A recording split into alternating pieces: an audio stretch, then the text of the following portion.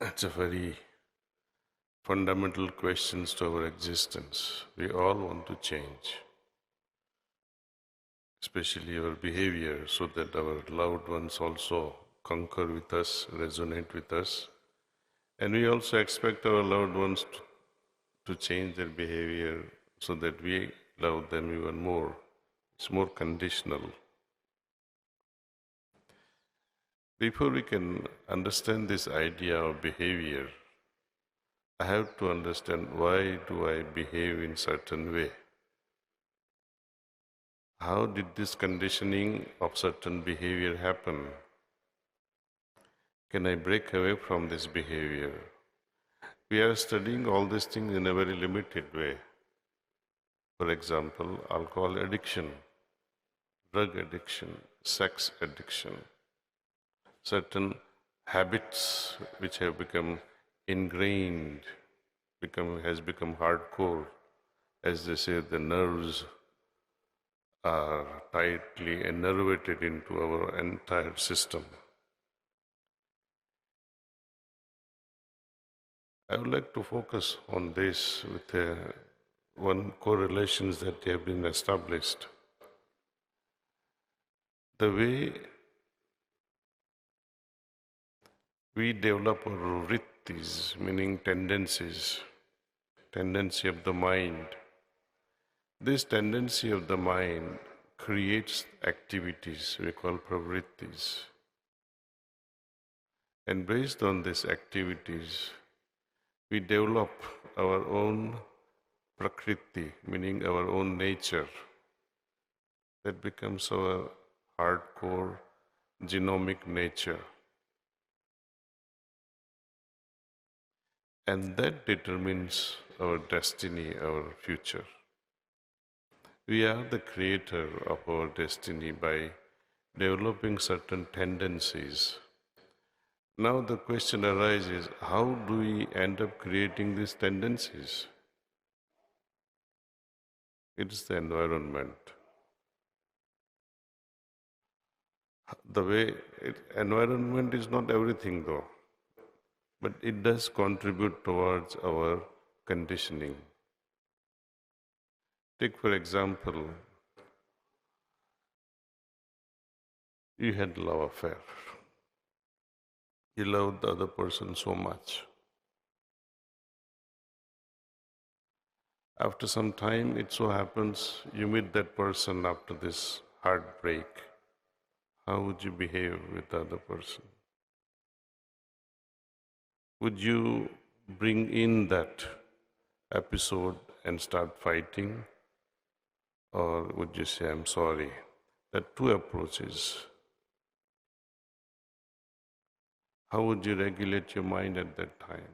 Would you be nice, or you will be, as they say, a jerk?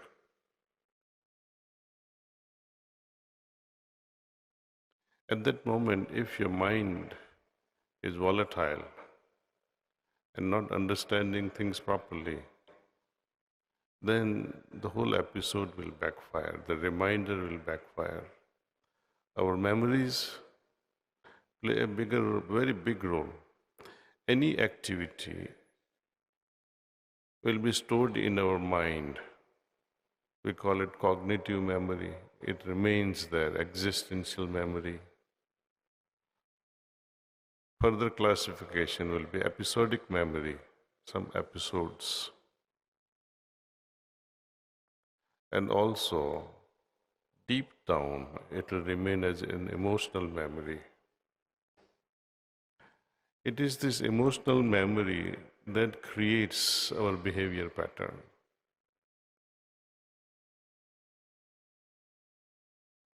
How to remain protective against certain episodes. If you are bitten by a dog in your childhood, you will always remain away from, these lovely puppies. But to a person who has been bitten once by a dog will remain so far away. How to change this behavior? In heartfulness way of practice, especially when we do this evening cleaning, we make a will, we make a sankalp All the complexities and impurities that I have gathered during daytime leave my system. It has magical impact on our system. And once we do this for 10-15 minutes in the evening, once we reach back home, before mixing with our family members, with a new brain, new mindset. Generally, what happens is when we come home from work, we bring in a lot of emotional baggage with us, all kinds of emotional baggage. And before we mingle with family members, it will be nice if we can sit quietly in one corner of the house and do this cleaning at a deeper level in our system. Then you'll become so fresh and your mind will not have any baggage left from what you were exposed knowingly or unknowingly. Let me give an example. If you go to a gym, you did your workout for 1 hour or half hour or 2 hours, you're sure going to sweat. Would you tell your beloved, come, my darling, let me hug you? The darling will say, please stay away from me for some time, go take a shower. Cleaning is required. This inner hygiene, when it is spoiled by our conscious as well as unconscious activities, our inner hygiene gets spoiled to a certain extent. We need to purify that, bring it to a certain level. That is one approach. Second approach is how to prevent anything from being conditioned into our system right from day one. You see, what we are doing as a cleaning is a post effect. You get dirty, you clean. Your shirt is dirty, you wash. There is another approach also that I don't allow my shirt, I don't allow my psyche, my emotional being to get soiled by the external. That means I have to immunize my mental activity, my emotions. How do I do that? That is through the meditation. You remain so balanced from inside that nothing shakes you. But to answer this question, how to bring about behavioral change, to bring about behavioral change, it's not so easy. But it becomes a child's play for a person who has a goal in mind. If you are God-oriented person, religious person, you have some level of leeway. Yes, I would like to realize the ultimate. Scientific mind will say I would like to evolve my consciousness to a large extent possible.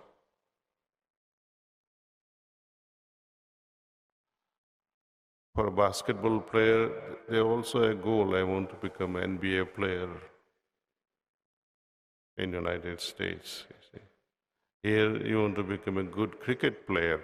So your behavioral changes will occur once you have established a goal in life. What do you want from this life? And accordingly, you can adjust your lifestyle to match the goal that you are aspiring to achieve. People who become alcoholic, drug addict, and they are so hardwired to certain habits, they are not flexible, that means. Flexibility is lost. Just as our brighter mind children, they have this beautiful exercise they teach us. Something that coordinates. It's all about coordination between right brain and left brain, which we somehow lose around the age of 15. Our creative activities, our creative abilities are lost or compromised because of the procreative hormones that are released in our system. Let me give an example, again, demonstrate to you. Raise your two fingers like this. Try it. Please raise your hands and sit. Okay. Then raise these two fingers on the other hand. Switch them.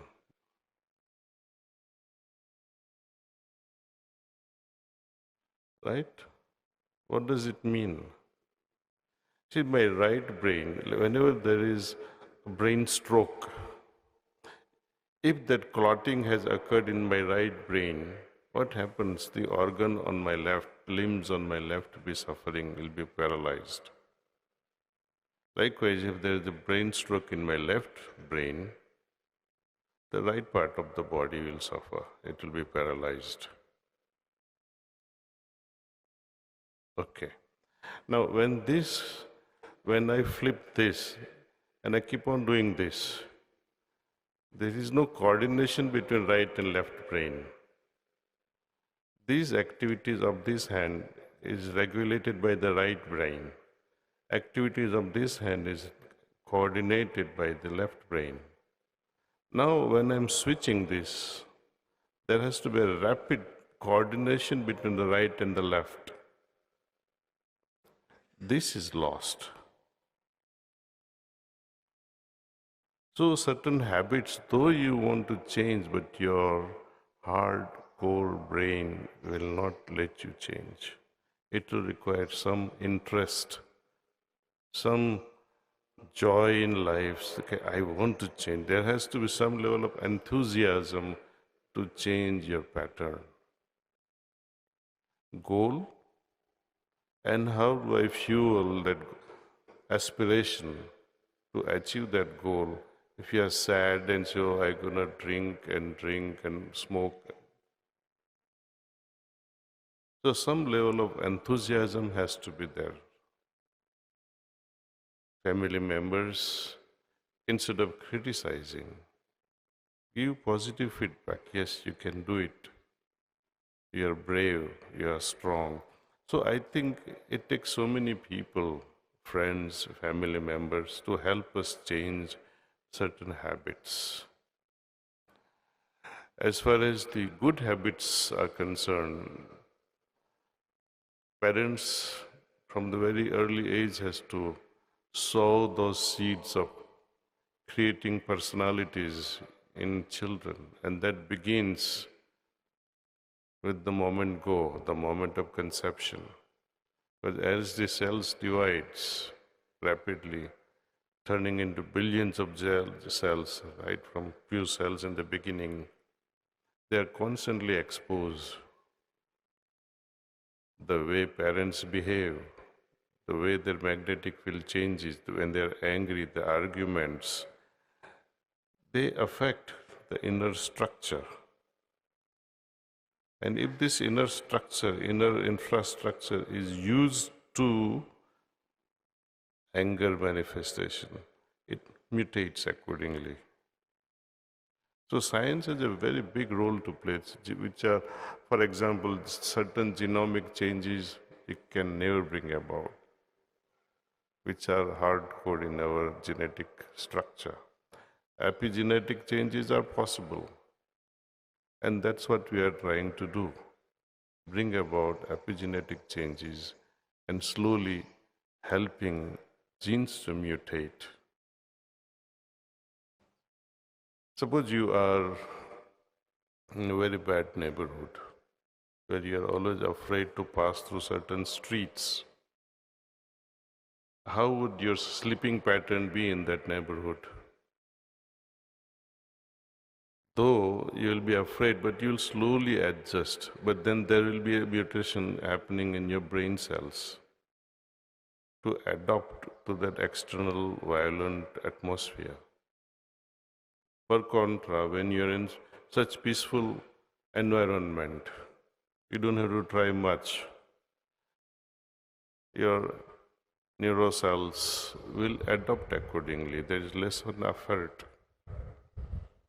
Less effort means lesser entropy. For anything to remain stable, you need energy input. For myself to have a stable behavior of a good human being, efforts are required. And why would I make efforts unless I'm interested in growth? So these are all connected: goal or aspirations, lifestyle changes. But again, the fundamental question remains how to. And to me, only answer one comes is this: cleaning that we adopt in heartfulness way, the evening cleaning that changes our behavior right from the grassroots, right from the subconscious level. I hope I have answered you. What it requires is a practice. Well, you ask yourself a question: is this a spiritual quest, or are you looking for some success in the material world? Is it related to failures in the spiritual world, or is it related to failures in the material world? In your personal life or in your professional life? Then one can easily understand how to solve the problem. Destiny is one thing. Destiny is a very complex phenomenon. It is not just my wish, my goal, but there are other factors that determines if I can reach my destination or not. For example, Lord Jesus Christ. Did he choose to hang himself or get hanged? No, that was not his goal. People hanged him. Was it the aspiration of Lord Rama to go into forest? Was it written in his destiny that both husband and wife, Rama and Sita, suffer ad nauseum? No, because no less a person than a Saptarishi, Vasistha Muni, gave the benediction. And also before arranging such a marriage, he says this is the best couple, best zodiac. Yet they suffered like nobody else. The reason? Mother Kaikeyi, no less a person than a mother who became the cause of their miseries. So any element can trigger the change in your aspired goals achievement. Was it a desire or the destiny of some millions of Jewish people to be killed mercilessly or smoked out by a single man called Hitler? Was it in their destiny? No. Destinies are changed, manipulated by many other human beings and circumstances and the environment. We have also some part to play in our destiny. If I don't study, then how can I become what I want to become? So it's very complex. We cannot say that my destiny is designed by God or my karmas. Of course, my karmas determines. Destiny, if you leave it to God and say, God will design my destiny, this is the cause of Hindus being so weak and important in this world. They leave everything to God. They don't do anything themselves. Ishwar karega, God will do it for me. This is a suicidal approach. If God was to do everything for you, then you can stay home and say to God, complete my thesis, complete my research work. No, we have to work towards it in a masterful way. At the same time, I have seen in many research institutions, educational institutions, politics creeps in, and that destroys creativity in most scientists. They get fed up. So I don't know what is the cause of failure, but you have to see what triggered this failure. And if it keeps repeating, it's best to change the research institute and go to somewhere else, if it is that. If it is family, you have to put up with it. But one divorce is not going to solve the problem. You'll marry another idiot. As long as two imperfect beings are together, there will be problems. And there are not even one single perfect human being. So problems have to be accepted at a family level.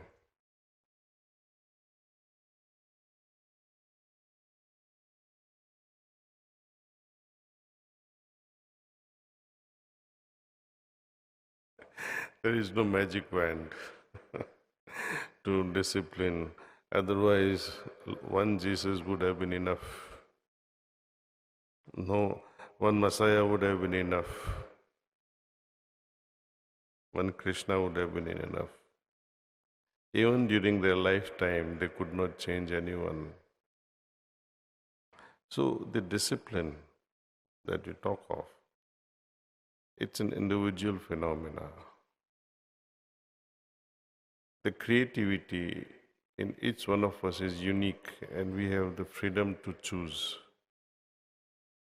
Each individual has a freedom to choose their way of life. Often, our nature is to choose something very easy. Most people like to go down the hill. Very few would like to climb the Everest.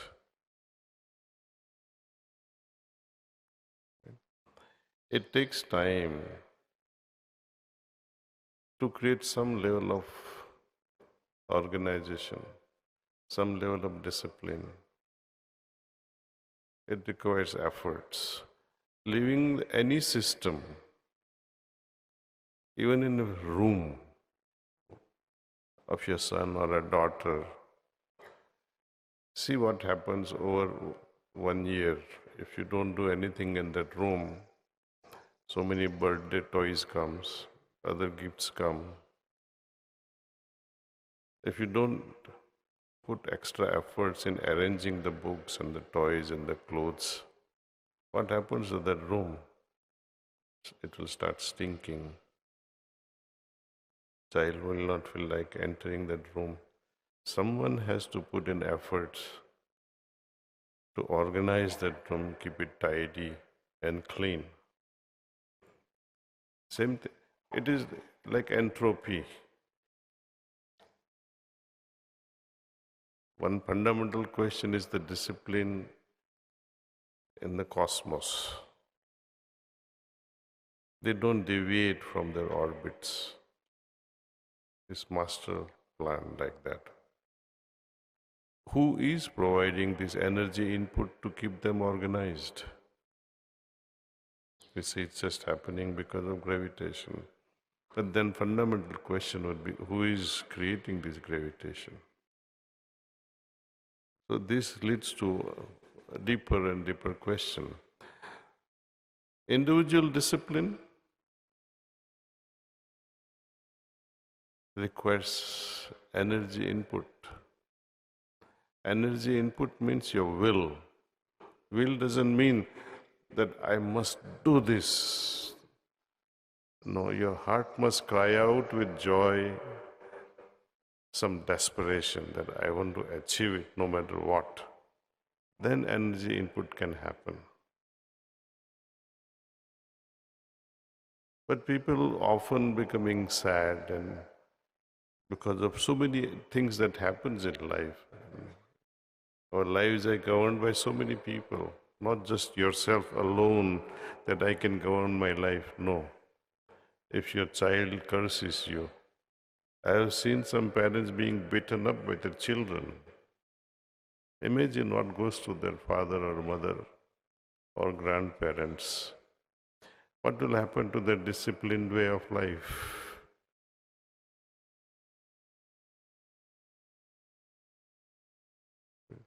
So I think there are many factors, but what is in our control is only this. I can discipline myself, have a goal, and try to achieve that.